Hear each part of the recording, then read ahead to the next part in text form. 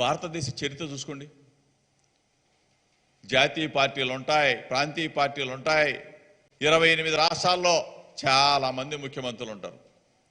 కానీ చరిత్ర పుటల్లో ఏ శాసనసభ్యుడైనా ప్రతి గడపకి కూడా వెళ్ళి ఎన్నికలైన తర్వాత ఇదిగో అమ్మా, ఇదిగో మన జగనన్న నీ ఇంటికి పంపించాడు, ఇదిగో అమ్మఒడి, ఇదిగో చెయ్యత్, ఇదిగో ఆసరా, ఇదిగో కాపు నేస్తం, ఇదిగో పెన్షన్, ఇదిగో ఇళ్ల స్థలం ఇచ్చాం, ఇల్లు కట్టించాం, పిల్లలకి చదువులు చెప్పించాం.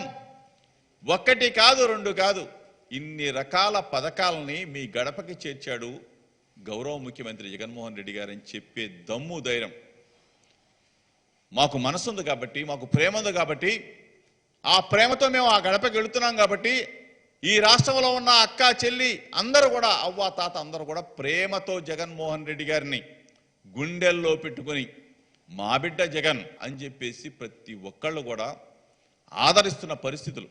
మేనిఫెస్టో అమలు చేశాం కాబట్టి, హామీలు నెరవేర్చాం కాబట్టి మరలా వైఎస్ఆర్ కాంగ్రెస్ పార్టీ రేపు జరిగే ఎన్నికల్లో 175 సీట్లలో గెలవబోతా ఉన్నాం. వై నాట్ 175 అనే దిశగా అడుగులు వేస్తా ఉన్నాం. ఈరోజు దిక్కు దివాణాలు లేని తెలుగుదేశం పార్టీ, తెగులు పట్టిన తెలుగుదేశం పార్టీ, ఆ నాయకుడికి కనీసం నాది గ్యారంటీ అని చెప్పి చెప్తా ఉన్నావే, గ్యారంటీ లేని నాయకుడు ఎవరైనా ఉన్నారంటే చంద్రబాబు నాయుడు. ఇందాక చెప్తా ఉన్నాడు, మా లీడర్కి ఇల్లు ఉంది, అడ్రస్ ఉంది. ఎక్కడ వచ్చినాడు చెప్పు. చంద్రబాబు నాయుడు ఇల్లు ఎక్కడా? చంద్రబాబు నాయుడు డోర్ నెంబర్ ఎక్కడా? చంద్రబాబు నాయుడు ఆధార్ కార్డు ఎక్కడా? అచ్చెన్నాయుడిని అడుగుతా ఉన్నా, చంద్రబాబుని అడుగుతా ఉన్నా. నువ్వు అసలు నీకు ఈ రాష్ట్రంతో నీకేం పనే? చంద్రబాబు నాయుడికి ఏం పనే? Address, door number, Aadhaar card లేని ఈ వ్యక్తులు, విషాన్ని చిమ్ముతున్న ఈ వ్యక్తులు మేనిఫెస్టో అమలు చేస్తే అమలు చేయలేదని చెప్పేసి అబద్ధాలు చెప్పే ఈ వ్యక్తులు 2014 నుంచి 2019 దాకా వీళ్ళ మొత్తం కూడా హామీలను నెరవేర్చారు. సిగ్గు లేదు. మిమ్మల్ని ప్రజలు నమ్మరుగాక నమ్మరు, చంద్రబాబు నాయుడిని నమ్మరుగాక నమ్మరు. కాబట్టి మీ పాపం పండింది. మీరు చేసిన దుర్మార్గాలన్నీ కూడా అంతా ఇంత కాదు కాబట్టి మిమ్మల్ని ప్రజలు 23 సీట్లకు పరిమితం చేశారు.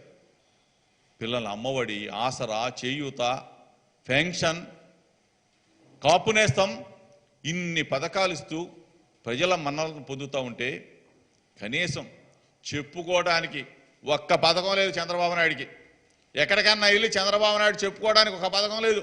లేదు, నీ దిక్కుమాలిన మేనిఫెస్టో, ఉమ్మడి మేనిఫెస్టో అంటున్నారు కదా తెలుగుదేశం పార్టీ, జనసేన. చంద్రబాబు నాయుడు చించేమో పవన్ కళ్యాణ్ జేబులో పెట్టమను, పవన్ కళ్యాణ్ చించేమో చంద్రబాబు నాయుడు జేబులో పెట్టమను. ఇద్దరు కలిసి కట్టకట్టుకొని పోండి. మీ మేనిఫెస్టో ఎవరు నమ్మేది? బాబు నాయుడికి అచ్చెన్నాయుడు సరిపోతాడు, అచ్చెన్నాయుడికి చంద్రబాబు నాయుడు సరిపోతాడు. మా దగ్గర కాదు. నీ వికిలి చేష్టలు, వికిలి నవ్వులు, వికిలి మాటలు అక్కడ సరిపోతాయి. లోకేష్ దగ్గర, పవన్ కళ్యాణ్ దగ్గర, చంద్రబాబు దగ్గర మీరు చేసుకోండి. ఇక్కడ ఒక వీరుడు, ఈ రాష్ట్రాన్ని పరిపాలించే లీడర్, ఒక వీరుడు, ఒక ధీరుడు, ఒక దీశాలి. మీలాగా ఒకడు పొడి చేసేస్తే వెంటనే ఆ సీట్లో కూర్చోలా.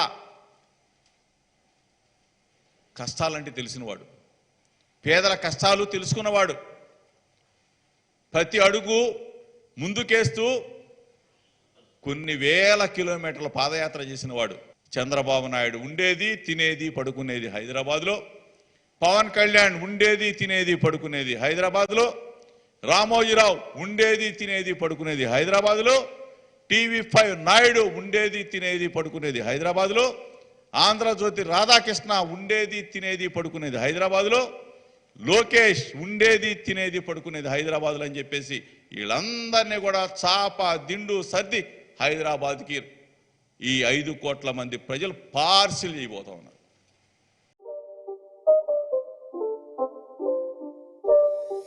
It's not a game, it's a rich thing.